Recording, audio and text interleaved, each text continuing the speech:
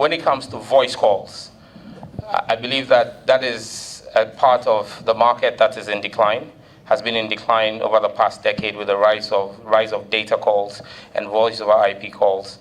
However, still call volumes make a critical mass of the revenue for MNOs. It's important to place it in perspective that when you talk about the cost of calls and you equate it to the European market or the North American market, those markets are very well matured, and the infrastructure that supports the core business of running an MNO are in a position to support lower prices. However, when you look across the African continent, it is safe to say that prices of voice calls in Ghana are competitive relative to other African countries.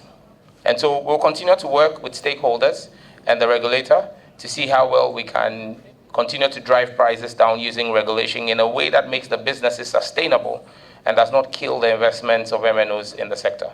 The real issue with voice calls is not necessarily the cost, if I understand the market. It's what you've just pointed out in your follow-up, the quality of service.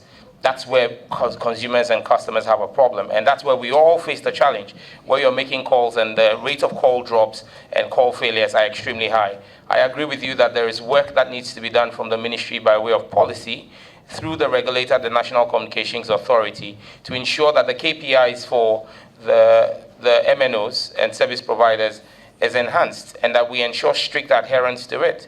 If you set the KPIs low, every MNO is going to pass it. But the question is, are we having the real consumer experience that citizens have to have? As Minister Designate, I think no. I think that there's a lot of work that the telcos have to do. Government also has to do some work, because for you to get better quality of experience, you need to allocate more spectrum to the MNOs. So as Minister Designate, if approved by this House and I become the minister, one of the things we'll work with the regulators to do is to make more spectrum available to the MNOs.